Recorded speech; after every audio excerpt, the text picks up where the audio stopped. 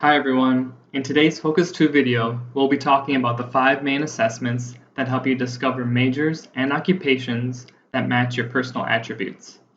To begin, you can fill in your username or password on the login page, or if you haven't registered yet, click on the register button.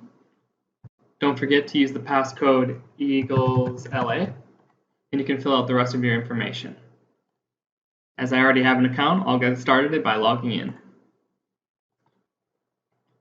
Once you're on the main page, you can scroll down to the middle section where it says Self-Assessment. In this area, you'll see that there are 5 different self-assessments we can take. They are work interests, values, personality, skills, and leisure. As always, to take these assessments, you can click the Start button, Review to review your answers or change your answers, and also to look at results. So let's start with the work interest assessment. Once we reach the assessment page, we can see the icon at the top. The work interest assessment will identify occupations that provide the kinds of work-related activities and tasks you most enjoy doing.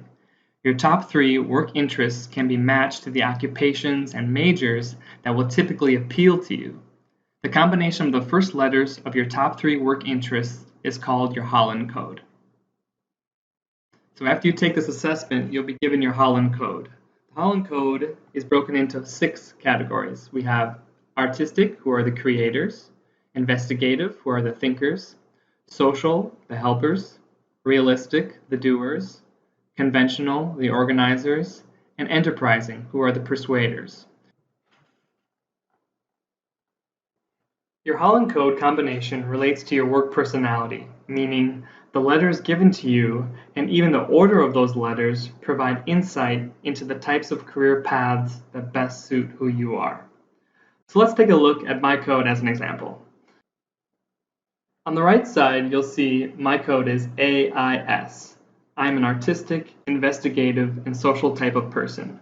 This means that I likely am attracted to jobs that are known for emphasizing artistic, investigative, and social themes. Also, no matter what career I choose, there's a good chance that I'll approach that job on a day-to-day basis by emphasizing artistic, investigative, and social values. My AIS Holland code for me is very accurate, and colleagues I've worked with throughout the years would likely guess that I'm this type of person. After finding out your Holland code, ask your colleagues, friends, professors to see if they feel it's accurate too. If we look at the bar graph on the left, we see that I rank very high on the artistic side and a bit less so on the investigative and social. But comparatively, I rank very low on the Holland code letters of realistic, conventional, and enterprising. There are no right or wrong answers when it comes to your Holland code, but it is a great tool to help you identify your work interests and learn more about your personality. If you want to learn more, you can scroll to the bottom of the page, click Continue, and as you can see, my Holland code is on top, AIS. To help you find occupations, Focus2 will list occupations that emphasize your Holland code. So occupations that are listed here are a match to my AIS work interests. You'll also notice that each occupation is related to at least one major offered by Cal State LA. This is helpful for those who still need to declare major. For example, if I'm interested in becoming an aquarium curator, I could major in biology or biological sciences. If I'm interested in becoming an architect, I could think about studying geology, physics, art, or fine art and studio arts. It should start becoming clear that one occupation doesn't equal one major, or vice versa. For all jobs, there can be multiple academic paths that lead you there. This is the exciting part about declaring a major and beginning to think about your career. Your degree from Cal State LA will prepare you for a variety of different pathways. Next, if we look to the right, we can see what the U.S. national mean salary is. Salary shouldn't necessarily be the be-all, end-all reasoning for choosing a major or an occupation, but it is important information to know. Also, be aware that this number is a national average. As the cost of living tends to be higher in California, salaries tend to be higher as well. Lastly, on the right, you can see what each occupation lists as a job family. Job family is one way you can search for occupations on Focus2, as well as many other career sites like ONET. So what does all this information mean? Well, first, these might be occupations and majors you want to learn more about because they match with your Holland code. Also, with any results page on Focus2, I like to think like a detective and see if any patterns emerge. For example, many of the positions in my job family are related to arts, architecture, and media. So, after I look into occupations on the left side, I'm going to expand my search and start looking into all jobs that fit into those job families. Remember, at this point, you're just trying to explore your options and see what's available. It can be difficult to choose a career or major if we first don't understand what our options are.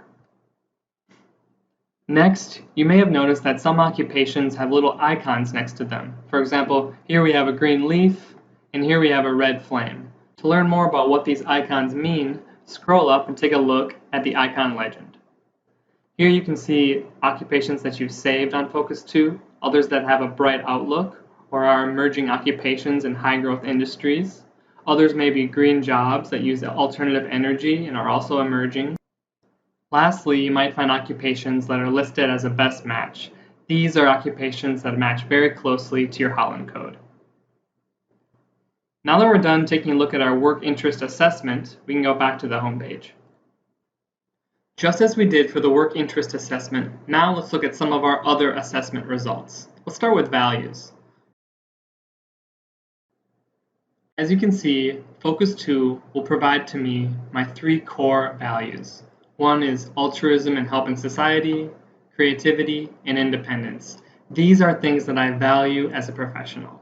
If we scroll down, much like the work interest assessment, we can see our results. On the left-hand side, we see our occupations, and we can view the majors related to those occupations, and again, we see our mean salary and our job family. So remember, the values listed here will be unique to you. What do your values say about you as a person? How might they relate to an occupation or major at Cal State LA? These are the types of questions you may want to begin asking yourself. And like your Holland code, share your value results with your friends and family.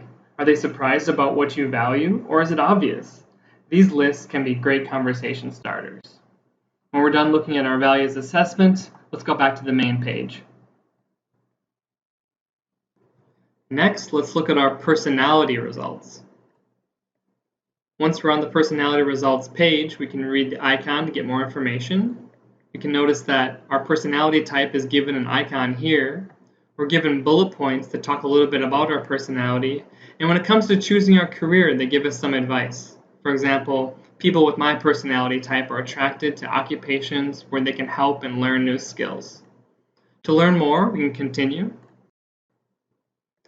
Again, we'll get to see what our personality results are. So I'm a creative, flexible, caring, supportive idealist. Of course, your results will be unique to you. As we scroll down, we can see what occupations are related to my personality type. It defaults to alphabetical, but we can look at ours through a different filter.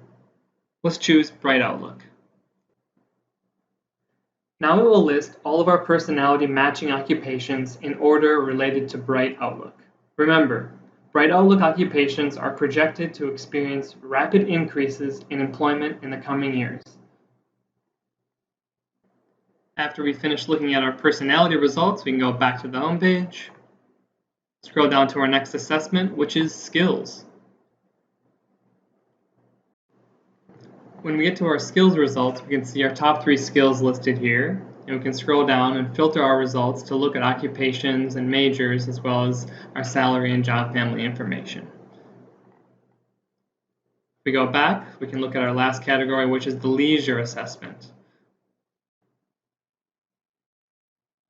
As we reach the leisure interest results page, let's learn more information. The leisure interest assessment will identify occupations that provide opportunities and activities compatible with your leisure preferences. The kinds of leisure activities you engage in can be predictive of the kinds of occupations you will find most interesting and enjoyable. If there is an activity we enjoy doing in our leisure time, chances are there are similar activities that we could do for a job. As you can see here, the first three leisure interest areas shown on the graph and described below are most important to you. For me, we see AIR, Aesthetic, Inquiring, Reality.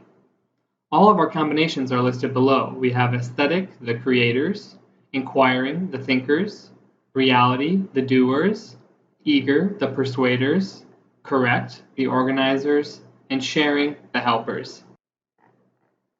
Remember, your leisure interest results will be unique to you. What did they say about you? After we're finished looking at leisure interests, let's go back to the main page. Lastly, let's combine our assessments to learn more. When you get to the Combine the Results page, you can select the assessments you would like to combine. You can choose all of them or just a few. It's up to you. For this exercise, let's choose all. Once on the Combine the Results page, let's scroll down to see which occupations appear in multiple assessments. Notice here as it reads, no occupations appear in 5 of the assessments. That means that there weren't any jobs listed on Focus2 that overlap with all 5 of my work, leisure, skills, personality, and values assessments. And that's okay. While Focus2 has information on hundreds of careers, it's not an exhaustive list. Also, keep in mind that Focus2 isn't designed to tell us the exact occupation we should follow, but instead is a tool to aid us in thinking about some of our career options. As I've mentioned before, thinking like a detective and finding overlapping themes is helpful. So let's look at 9 occupations that appear in 4 of my assessments. If you look on the left, you can see the list of the 9 occupations. Think of these as jobs in your career sweet spot, as there is a lot of overlap. As usual, we can see which majors are associated with these occupations. We can also find out salary information and job family info. On the right, you'll see which of the 4 assessments overlap with my occupations and which one doesn't. This might signify that the jobs listed don't necessarily overlap with my results for the values assessment, as the icon is missing. This doesn't necessarily mean that the occupations on the left aren't worth considering, but it can be something to think about. Is there something with my values that might not be at the forefront of these occupations? Do I hold the same values as the companies and professionals in that industry? If my values are important, I might want to consider how they would be affected in doing the jobs on the left. Asking yourself introspective questions like this is a healthy part of the career development journey. However, as I look at the occupations on the left, I'm intrigued by some of the titles, and I'm noticing a pattern taking place. Editorial writer, radio TV news commentator, newscaster, reporter, screenwriter. I'm noticing that all the jobs listed have writing in common. As it happens, I do love writing and can envision myself doing that for a part of my career. Another great clue is that I always do well when writing papers for my classes, and I even do some writing in my leisure time. So, this recurring theme of writing is something I want to look more into. What recurring themes are you noticing on your Focus2? To learn more about any of the jobs on Focus2, simply click on the occupation title. Here you'll get to see the occupation details. It will provide an occupation overview, as well as list the job tasks, and it will give you your work interest profile. The work interest profile graph compares your interests with those of professionals who are actually working in the field. In this case, it's comparing me with editorial writers from newspapers and magazines. Notice how similar the bars on the graph appear to be. If you remember, my Holland code was AIS, Artistic, Investigative, and Social. As my Holland code aligns with the actual professional writers, this is a good sign that I would fit in with these types of people. You might also notice that writers tend to be more enterprising than I am. Enterprisers tend to be great persuaders and enjoy influencing others and enjoy promoting things. Since it's not one of my strengths, Perhaps I want to learn more about enterprising in my academics or extracurriculars at Cal State LA. As we continue down the page, you'll see skills that are highlighted by editorial writers on the job, values, work conditions, and education requirements. Remember, these are all majors that you could possibly focus on if you wanted to become a writer. Next, we can look at Outlook, which talks about job growth. The earnings section shows us salary information by state.